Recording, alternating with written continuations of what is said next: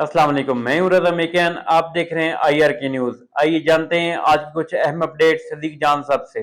PTI और इमरान खान के चाहने वाले तो पहले ही कभी यहूदी लॉबी तो कभी फितनातुल ख्वारिज के साथी या फिर फितनातुल हिंदुस्तान बना दिए गए।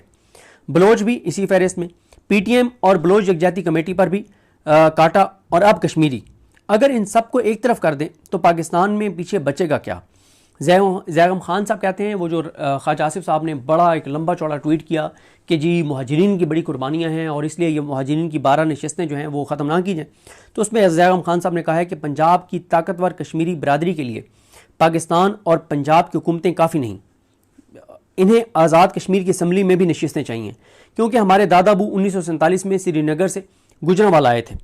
For God sake Khwaja Sahab, अल्लाह ने, पाकिस्तान ने और बुजुर्गों ने आपको बहुत दिया है, इस मुल्क पर रहम करें और कुछ कनात सीखें। हरमीत सिंह साहब समेत और बहुत लोगों ने बड़े अच्छे अच्छे ट्वीट्स किए हुए हैं, वो आप पढ़ ही चुके होंगे। नेक्स्ट इसी वीडियो में मैं चीज़ें अर्ज़ कर दूंगा आपको। तो इस वक्त सूरत हाल ये है कि अवामी एक्शन कमेटी को पहले कलअदम करार दिया गया, उनके ऊपर मुल्क दुश्मनी का इल्ज़ाम लगाया गया, लेकिन अवामी एक्शन कमेटी से ही इस वक्त मुज़ाकरात दोबारा करने के लिए हुकूमती टीम इसलिए पहुंची हुई है कि कश्मीर में हज़ारों लोग हर शहर के अंदर निकल चुके हैं और तकरीबन लॉकडाउन हो चुका है, इसलिए दोबारा कांपें टांग रही हैं और मुज़ाकरात के लिए पहुंचे हुए हैं। लेकिन एक बात आपने जहन में रखनी है कि कश्मीरियों, ये जो अवामी एक्शन कमेटी को कलअदम करार दिया गया है, इसमें मियाँ मोहम्मद नवाज शरीफ, मरीम नवाज, शहबाज शरीफ, ये सब ऑन बोर्ड हैं। बिलावल भुट्टो, आसिफ अली जरदारी, ये सब ऑन बोर्ड हैं। आसवा भुट्टो, ये सब ऑन बोर्ड हैं। और आप देखेंगे कि जब AJK में इलेक्शन होंगे तो यही कश्मीरियों के सबसे बड़े खैर खा बन के वहाँ पे इलेक्शन कैंपेन करने पहुंचे हुए होंगे। तो कश्मीरियों को पता होना चाहिए कि ये कश्मीरियों के दुश्मन हैं। ये कश्मीरियों के साथ जो कुछ हो रहा है उसको मुकम्मल तौर पे MKM हो, पीपल्स पार्टी हो, नून लीग हो, काफ लीग हो, IPP हो, इन सब की मुकम्मल तौर पर हमायत हासिल है। इनकी हमायत के बगैर ये नहीं हो सकता था जो कुछ कश्मीरियों के साथ, आज़ाद कश्मीर वालों के साथ हो रहा है। नून लीग का सोशल मीडिया कह रहा है कि ये नमक हराम है कश्मीरी।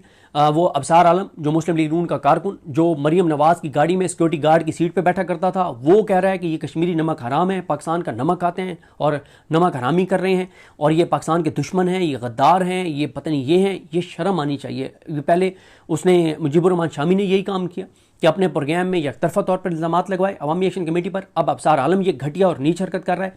तो इन सबको लगा दिया गया अवामी एक्शन कमेटी के पीछे कि गालियाँ दो अवामी एक्शन कमेटी को, कश्मीरियों को, क्योंकि वो अपने हकूक़ की बात क्यों कर रहे हैं। इसके अलावा जिन पुलिस एहलकारों ने AJK में जाने से इनकार किया, उनको नौकरियों से निकाला जा रहा है। इसके हवाले से BBC ने भी रिपोर्ट किया।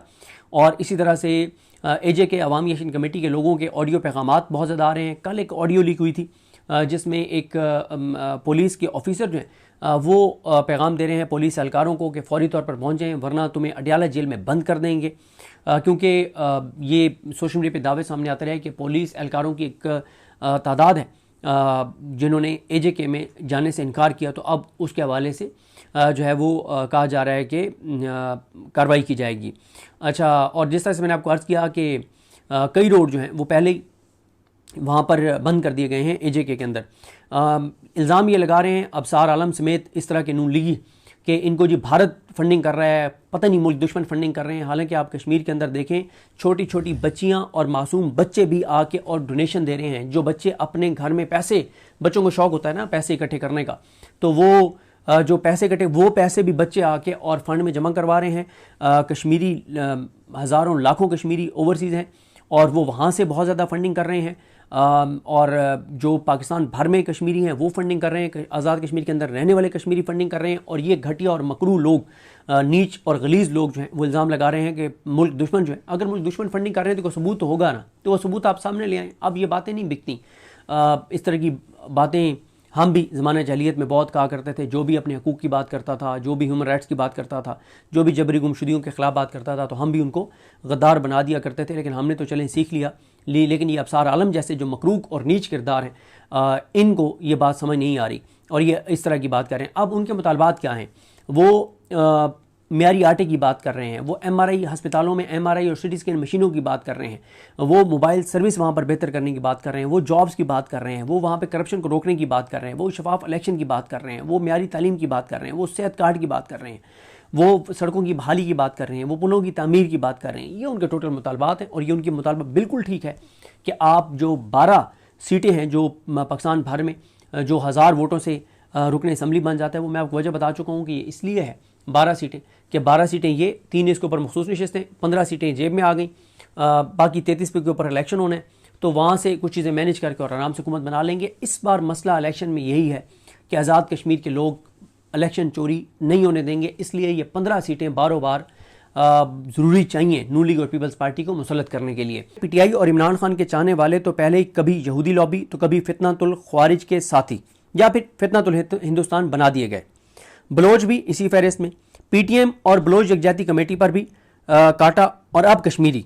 अगर इन सब को एक तरफ कर दें तो पाकिस्तान में पीछे बचेगा क्या? ज़ैगम खान साहब कहते हैं, वो जो ख्वाजा आसिफ साहब ने बड़ा एक लंबा चौड़ा ट्वीट किया कि जी मुहाजिरीन की बड़ी कुर्बानियाँ हैं और इसलिए ये मुहाजिरीन की 12 नशस्तें जो हैं वो ख़त्म ना की जाएँ। तो उसमें ज़ैगम खान साहब ने कहा है कि पंजाब की ताकतवर कश्मीरी बरादरी के लिए पाकिस्तान और पंजाब की हुकूमतें काफ़ी नहीं, इन्हें आज़ाद कश्मीर की असम्बली में भी नशस्तें चाहिए, क्योंकि हमारे दादा अबू 1947 में श्रीनगर से गुजरांवाला आए थे।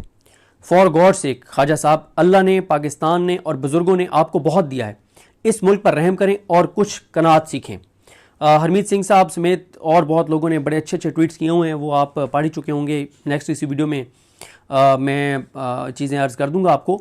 तो इस वक्त सूरत हाल ये है कि अवामी एक्शन कमेटी को पहले कलअदम करार दिया गया, उनके ऊपर मुल्क दुश्मनी का इल्ज़ाम लगाया गया, लेकिन अवामी एक्शन कमेटी से ही इस वक्त मुज़ाकरात दोबारा करने के लिए हुकूमती टीम इसलिए पहुंची हुई है कि कश्मीर में हज़ारों लोग हर शहर के अंदर निकल चुके हैं और तकरीबन लॉकडाउन हो चुका है, इसलिए दोबारा कांपें टांग रही हैं और मुज़ाकरात के लिए पहुंचे हुए हैं। लेकिन एक बात आपने जहन में रखनी है कि कश्मीरियों, ये जो अवामी एक्शन कमेटी को कलअदम करार दिया गया है, इसमें मियाँ मोहम्मद नवाज शरीफ, मरीम नवाज, शहबाज शरीफ, ये सब ऑन बोर्ड हैं।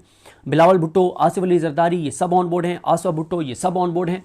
और आप देखेंगे कि जब एजेके में इलेक्शन होंगे तो यही कश्मीरियों के सबसे बड़े खैर खा बन के वहाँ पे इलेक्शन कैंपेन करने पहुंचे हुए होंगे। तो कश्मीरियों को पता होना चाहिए कि ये कश्मीरियों के दुश्मन हैं, ये कश्मीरियों के साथ जो कुछ हो रहा है उसको मुकम्मल तौर पे एमकेएम हो, पीपल्स पार्टी हो, नून लीग हो, काफ लीग हो, आईपीपी हो, इन सब की मुकम्मल तौर पर हमायत हासिल है। इनकी हमायत के बगैर ये नहीं हो सकता था जो कुछ कश्मीरियों के साथ, आज़ाद कश्मीर वालों के साथ हो रहा है। नून लीग का सोशल मीडिया कह रहा है कि ये नमक हराम है कश्मीरी।